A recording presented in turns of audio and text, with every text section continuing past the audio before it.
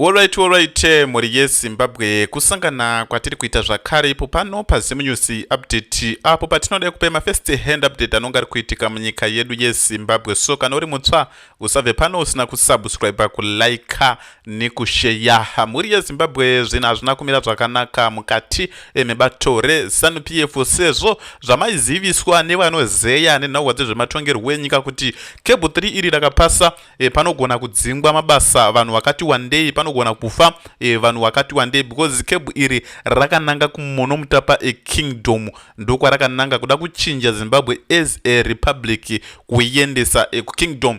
So zvina zvida kumira zvakanaka muri yeZimbabwe. Muzuva ranhasi tiri kufuma tichinzwa kuti Dr. Victor Matemadanda vatisiya vainge vakamiririra Zimbabwe kuMozambique, wari ambassador kuMozambique yakabatana neKingdom of Eswatini kuSwaziland kuya kwanga kuina nachivhayo zvamanje manje muri yeZimbabwe. So tiri kuona kuti nhauwa iri kubuda madokta ekuMozambique wakonfirma kuti no it's poison, because tiri kuona kuti kuMozambique wakurumidzwa kuendeswa kuchipatara, but kuMozambique havazozivise zvinoitwa muno munyika yeZimbabwe kutoti madoktas vanogononza no itai kuti afa necorona, itai kuti afa nechakati, itai kuti afa nechakati, auko havazvizive. Saka vabva vangokurumidzwa kubudisa information yekutoti he is poisoned. Sero kangoitwa naparents shiri zvezvo kungoti munhu akangoti mudumbu parents shiri hakusisina muri yeZimbabwe. So tiri kuona zvafana magenerals ese vari kufa, hapana munhu ari kunyatsombozikana kuti ninga arware kana kuri kudzoti ninga dona kupurazi kwake, ninga hapana munhu anombonyatsoziva kutoti ninga arware kana ninga ita sei. So muri yeZimbabwe toda kuti tiverengete zviri panapa, then tichaenda panapa tatakabatanidza mapu tichienda futi kune mamwe maupdates tikuzivise kuti chii chiri kuitika uye chii chiri kutora nzvimbo. So tiri kuona uyu mutauriri webato reZANU-PF anonzi Niki Mangwana afuma kunyora muri yeZimbabwe ari kuti Ambassador Victor Matemadanda passed away last night. This is a deeply saddening loss. Dr. Matemadanda served as a Zimbabwean ambassador to the Republic of Mozambique and the Kingdom of Eswatini. Muri yeZimbabwe the Kingdom of Eswatini ndokwakuita nacho vhaya ramananga gwamai manje ndozvoda kuchinjwa kuti Zimbabwe inge iri the Kingdom of, inenge yakunzi the Kingdom of Munangagwa or the Kingdom of Zimbabwe inogona kuzotobviswa. Cynthia, condolences go to His Excellency the President whom he represent with rekedzeti tsike panapa pachaone chichaitika panapa handizoti chichaitika panapa rekedzeti dzoke back rekedzeti yende pane blue panapa tione kuti President whom he represented with dedication and to his family, friends, colleagues and the nation at large. Tiri kuona panapa muri yeZimbabwe ndo zviri kuitika. So weruzhinji tipinde mucomment section vari kutonga sort of like vari kutofara nekufa kwa Victor Matemadanda. Rekedza tingopinde mucomment section bijana tizoende kune dzimwe nhau muri yeZimbabwe. So tikuona panapa natural section hitting ZANU-PF old guards death doing the Lord work. We need most of those old guards gone so our children can see change and live at a normal life. Tiri kuona vamwe vari kunyora izvi. Matemadanda was poisoned for refusing cable 3 together with Geza. Tikuona naMatemadanda wanga asikatauri zvinhu izvo zvana cable 3 chichi chimwe. So zvinogona kunge zviri zvinodaro muri yeZimbabwe. Mwari waMatemadanda Rao Victor wafa wanaka. Tiri kuona panapa vanhu vari kunyora mucomment section mucomment section tiri kuona ndiye Victor Matemadanda wacho muri kuona apa muri yeZimbabwe. Veruzhinji vanokwanisa kufarana but wakaone comrade Naimi ZANU ihuku inodya mavene vayo. Tiri kuona panapa who poisoned this guy. We all know the death can be traced back to that poison. He never recovered properly from that day. Tiri kuona muri yeZimbabwe zvina zvinomira zvakanaka information yesa vanhu vanonga vachinzwa. The death angel keep moving, living, no one spared. Next move to go that notorious farm and do some good work there. Tiri kuona tsvairana ikoko mose togara tichiwaudza madhara aya kuti svinurai manje ivo vanozviita vakangwara totochema nhamo ya2030 yatisine pakaipa muri yeZimbabwe. Tikuona kuti makomrade munhu yese anofa muri yeZimbabwe hatirambi zvedu but makomrade paSecond Republic wapera cheche kupera zvezve because tiri kuona kuti Mugabe cheche akarola 37 years but akunobvira kwambofamba comrade anosvika kuma 51 but now tiri kuona kuti pa 6-7 years pafama comrade akati one day mhuri yeZimbabwe zvona zvinomira zvakanaka. So tiri kuona shame nematambudziko my rest in peace. Cynic makuita zvakanaka, nobody will celebrate your death. Tiri kuona panapa pakaipa mhuri yeZimbabwe. Said Tafumane we missed an opportunity to interview this guy. Pakaipa mhuri yeZimbabwe. Rekedze tiende kudzimwe nhau tione kuti zvakamira one tibode kuti zvakamira sei tichikupe nhau dziripo pano. So tine sort of like this is Victor Matemadanda ndofunga mukumona atova kusekweso Munangagwa maoveterani kuti Munangagwa arungoti pama empty promises wati maoveterani havasi kufara bosi. Tikuona kuti mamusuya uya maandaniko we love more matuka akatotaura kuti no munhu wese ngauye akabata achipita padoo reZANU-PF headquarters munhu ese aidopiwa chibiu cheche chipost chekuti biu bo chekuti kana mamukati mozochisimudza. So tiri kuona panapa mhuri yeZimbabwe nditendai biti activist aimbova ari mushandi waIbo Mandaza. Mhuri yeZimbabwe ari kushora vaneosonichamisa kuti waiziva zvinhu zvese zvainge zviri kuitika because tiri kuona kuti sort of like bato iri wari kutora rine mastructures rine constitution rarisina because dai kwakunzi tendai biti anga ari the vice president paikaritaya vachamisa ndiye fana kusara achirana chinhu chimwe kana achikwanisa zvake chimwe but tiri kuona kuti panga pasitomborina takazoona nawo Washington Ncube ana tendai biti nanani weye panomweni mukadzi chimwe wanga wari 3 vanhu iwa boss. Tiri kuona kuti uya anga abuda mugame. So tiri kuona panapa vari kupiwa mhosva yekutoti no tendai biti activist chinofamba stole yes accused Nelson Chamisa over the constitutional amendment bill number 3 disaster. Chinofamba, who is an ex-Ibo Mandaza employee, wrote saying strategically imbued was a true path to Shabangu. The dissolution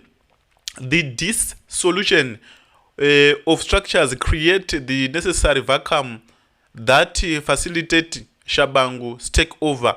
Tiri kuona mhuri yeZimbabwe kuri kunzi vaneosonichamisa and for sure vaneosonichamisa ndo wakabvira kuvhura gedhi cheri recable 3 rekuti ZANU-PF inobva yarova kana bofu cheche rinongonzi chingorongodzi chingonanga pagedhi apo chimwe handi mazona rakavhara maziso so rongodzi chingonanga pagedhi rakananga negedhi chingobanha straight ndo rakaita vaneosonichamisa vakasiya gedhi risina kana munhu because tiri kuona kuti vaMorgan Tsvangirai vaizama nepaunogona napo pemunonyasa kuona kuti mhuri yeZimbabwe ka zvinhu zvakasiyana ka tarisei maopposition ekudzimwe nyika handi mazona padhemo watungamiriri vacho vanenge vatoripo handi mazona makaona namalemo ana Bobi Wine handi muna na Bobi Wine vachisemurwa hembe vachiita sei even Tsvangirai cheche the late wemunomu angasikaiti zvezvo kuti kwanzi yaonoendei kudhemo ainge atoripo padhemo handi mazona ainge atoripo padhemo handi mazona even kuri kudzimwe nyika naakainde ichilema na chichi chimwe hakuna nyika inoya wakagara mubamako chimwa tii handi mazona hakuna zvinhu zvakadaro. So vaneosonichamisa ka ndo wakaparadza opposition.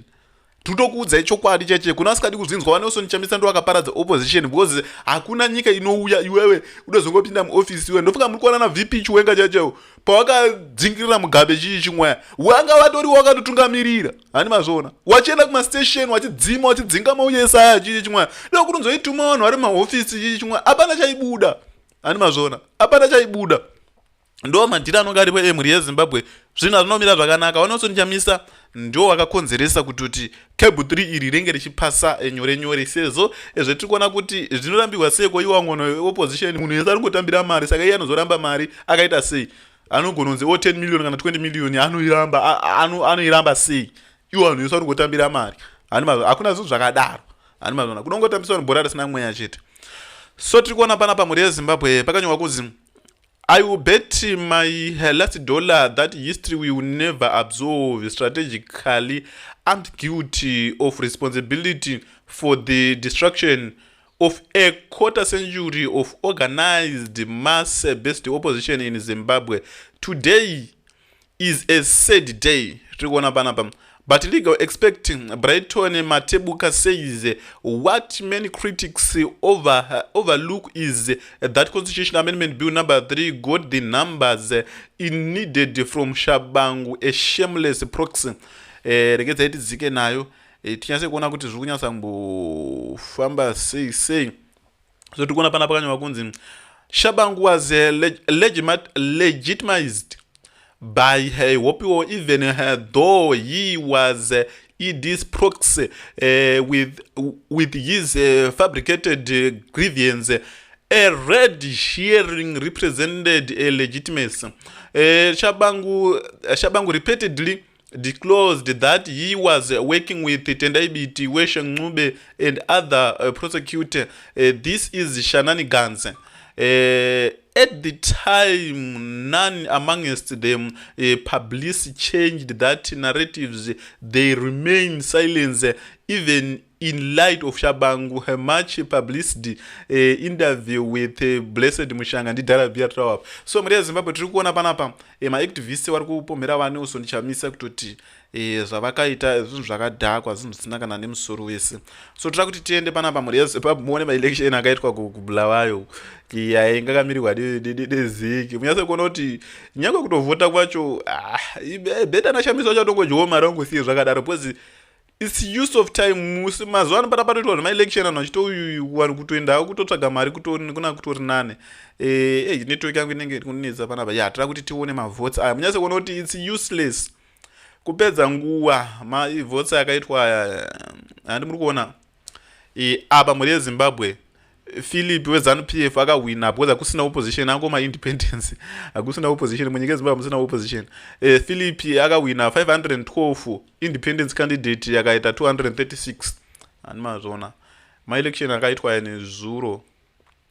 Tiri kuona panapa ZAP yakaita 183, ZANU-PF yakarova 802, independence yakarova 67. Ani mazona apa tiri kuona ZANU-PF yakarova 471, independence yakarova 251. So tiri kuona kuti it's a waste of time kuti zvinge vanhu vachienda kuma-election, because tiri kuona kuti ZEC inotora mabhalodi yayo yoenda nawo. Handi patona ZEC yacho ndeye ZANU-PF. Papi pacho bechanyorera kana kuti ZAPU 800 something, pamweni 800 something yanga iri independent uyu. Handi mazona inongotohevheswa paZANU-PF. Handi mazona iyongoti hazvina kana nebasa, zvinhu zvisina kana dhiri. Handi mazona saka zvinhu zvacho zvakadhakwa manje, zvinenge zvisina kana line kana chii, zvinhu zvemakansela wati chichi kunzi kuBulawayo kuMatebeleland zvinenge zvakadhakwa muri yeZimbabwe. Hatimbodi kumbokunyeperera. Saka zvemaelection zvekuti aitwe kuti asaitwe zvinhu zvisina kana line, zvinhu zvisina kana dhiri zvekutoti anenge atori ma1 chaiche. Tiri kuona na Dr. Poto Ngwarara ari kupa vanhu hembe dzeZANU-PF nechichi chimwe zvinhu zvinomira zvakanaka muri yeZimbabwe, because tiri kuona kuti ZANU-PF yakatanga kutokampena pakatopera ma-election a2023. Yakatanga kutokampena until now. Tiri kuona hembe dziri kupiwa vanhu idzi muri yeZimbabwe neZANU-PF. Zvinhu zvinomira zvakanaka. Uyu ndiye Weshe Ngube uyu. Meno zvari kunyora pa Citizen of Zimbabwe advocate rejecting president of CCC, former minister of industry. Pakaipa muri yeZimbabwe ma1 chaicheuku zvemuno kutambisana musoro cheche, kutambisana musoro, kutembesana musoro. So tiri kuona panapa zvinhu zvomira zvakanaka mukati mebato reZANU-PF. Tatoti kuerengere nyaya yaVice President Constantine Chiwenga, but hatichakuerengeri. Kurunzi pane murume akabaya munhu nebanga nepamusaka pe$US. $US chaiche kubaya munhu nepamusaka pe$US. Hazvichasiko yekumeka sense muri yeZimbabwe. Tofunga tiri kuona nhau huru yataya takabata panapa ndeya Victor Matemadanda. Ndeya Victor Matemadanda. Ana madzibabamboze vari kudya mari dzeZANU-PF na kubudikidza nawiki nochivhayo. Muri yeZimbabwe kwa chinamasa ari kuti mari ngadziuyeko. Munoiziva social media, musateerere makuhwa anenge ari kutaurwa pasocial media. Social media ungangofunga kuti nyika yaparara ukazvibheliva ukazvitendera kuti nyika yaparara. So ndinokukumbirai mose ndichadayira kuti kune maprogramu achaitwa ekuti mugone kuona kuti izvi ngezvekunyika. izvi nezvekuparadza. Toteerera zvinovaka nyika yedu, zvinoita kuti tive nepundutso munyika medu. Mhuri yeZimbabwe ndofunga tiri kuona ndo zviri kuitika panapa, zvinhu hazvina kumira zvakanaka. Uyu murume uyu akarepwa sort of like, tiri kuona ndiDouglas Monzora geze tinzwe kana tozoisa iri payega Douglas Monzora tozoona kuti zvinenge zvakamira sei. So ngatisangane munyuzi dzinotevera.